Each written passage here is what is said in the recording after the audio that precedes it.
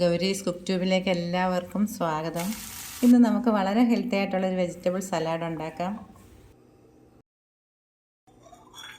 ഇതുണ്ടാക്കുന്നതിന് വേണ്ടി ഇത്രയും സാധനങ്ങൾ നമ്മൾ എടുത്തിട്ടുള്ളത്: 2 കുക്കുംബർ, 2 ക്യാരറ്റ്, ഒരു റാഡിഷ്, ഒരു ടൊമാറ്റോ, ഒരു ക്യാപ്സിക്കം, ഇടത്തരം സവാള 1.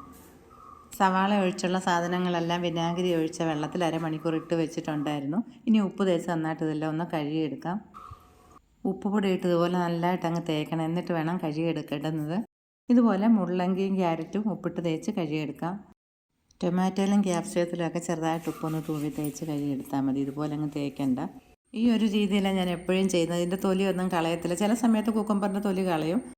അതുപോലെ ക്യാരറ്റിൻ്റെ മുള്ളങ്കിയുടെയും മണ്ടഭാഗവും ചുവടുഭാഗവും ഒക്കെ ഒന്ന് മുറിച്ചിട്ട് തൊലിയും ചെറുതായിട്ടൊന്ന് ചുരണ്ടി കളഞ്ഞിട്ടുണ്ട്. ഇതിപ്പോൾ നെടുകയും കുറുകയും ഒന്ന് മുറിച്ചിട്ട് ചെറിയ ചെറിയ കഷ്ണങ്ങളായിട്ടാണ് മുറിച്ചെടുക്കുന്നത്, നമുക്ക് കഴിക്കാനുള്ളൊരു സൗകര്യത്തിന് വേണ്ടി. അടുത്ത ഇതുപോലെ തന്നെ മുറിച്ചെടുക്കാം. കുക്കുംബർ എടുക്കുമ്പോൾ അധികം മൂക്കാത്ത പിഞ്ച് നോക്കി വേണം വാങ്ങിക്കേണ്ടത്, ഒരുപാട് വണ്ണം ഉള്ളത് എടുക്കരുത്. ഇതുപോലെ തന്നെ ക്യാരറ്റും റാഡിഷും അധികം മൂക്കാത്ത വണ്ണം കുറഞ്ഞത് വേണം എടുക്കേണ്ടുന്നത്. റാഡിഷ് അറിയാമല്ലോ, മുള്ളങ്കി നല്ല സാധനമാണ് കഴിക്കാൻ. ഇത് കഴിച്ച് ശീലമുള്ളവർക്ക് നമ്മൾ ക്യാരറ്റ് കഴിക്കുന്ന പോലെ തന്നെ വെറുതെ കഴിക്കാം. നമുക്കൊക്കെ ഇത് നാരങ്ങ ചേർത്താലേ കഴിക്കാൻ പറ്റും. നോർത്ത് ഇന്ത്യൻസ് ഇത് വെറുതെ കഴിക്കുന്നതാണ്. സവാളയുടെ 3/4 ഭാഗം എടുക്കുന്നുള്ളൂ. ക്യാപ്സിക്കത്തിൻ്റെ അരി കളഞ്ഞിട്ട് അതും ചെറിയ ചെറിയ കഷ്ണങ്ങളായിട്ട് മുറിച്ചെടുക്കാം. എല്ലാം ഒരേ രീതിയിൽ ചെറിയ കഷ്ണങ്ങളായിട്ടാണ് മുറിച്ചെടുക്കുന്നത്. ഈ പാനിലേക്ക് 1 ടേബിൾ സ്പൂൺ ഒലിവ് ഓയിലാണ് ഒഴിക്കേണ്ടുന്നത്. ഒരേ 1 ടേബിൾ സ്പൂൺ ഒഴിച്ചാൽ മതി. ഇത് ചുറ്റിച്ച് വയ്ക്കാം, എല്ലാ ഭാഗത്തും ആകുന്നതിന് വേണ്ടി. നല്ലപോലെ ചൂടായ ഒലിവ് ഓയിലിലേക്ക് 1 ടീസ്പൂൺ ചെറിയ ജീരകം ചേർത്തൊന്നും പൊരിയാൻ തുടങ്ങുമ്പോൾ നമുക്ക് അരിഞ്ഞു വെച്ചിരിക്കുന്ന കഷ്ണങ്ങളിലേക്കിട്ട് ഓയിൽ എല്ലാ ഭാഗത്തും പിടിക്കുന്ന പോലെ നന്നായിട്ടൊന്ന് ഇളക്കിയെടുക്കണം. ചെറുതായിട്ടൊന്ന് ചൂടാകാൻ തുടങ്ങുമ്പോൾ തന്നെ സ്റ്റവ് ഓഫ് ചെയ്യാം. ഓയിൽ ഈ കഷ്ണത്തിൽ നന്നായിട്ട് പിടിച്ചിട്ടുണ്ട്. ചെറുതായിട്ടൊന്ന് ചൂടാകാൻ തുടങ്ങുന്നു. ഇനി നമുക്ക് സ്റ്റവ് ഓഫ് ചെയ്യാം. ഒരുപാടൊന്നും അങ്ങ് ചൂടാകരുത്, ചെറിയൊരു ചൂടാകാൻ തുടങ്ങുമ്പോൾ തന്നെ ഓഫ് ചെയ്യണം. ഇപ്പോൾ സ്റ്റവ് ഓഫ് ചെയ്തിട്ടുണ്ട്. ഇനി ഇത് നല്ലപോലെ ഒന്ന് തണുക്കണം.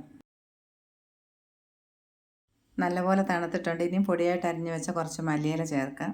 അതിൻ്റെ കൂടെ തന്നെ 1 ടീസ്പൂൺ ഒറിഗാനോ,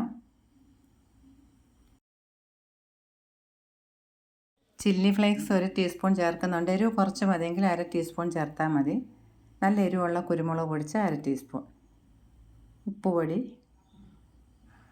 1/2 ടീസ്പൂൺ. ഇതെല്ലാം കൂടെ നന്നായിട്ടൊന്ന് യോജിപ്പിക്കാം. ഒരു ചെറുനാരങ്ങയുടെ പകുതി ജ്യൂസും കൂടെ ചേർക്കാം.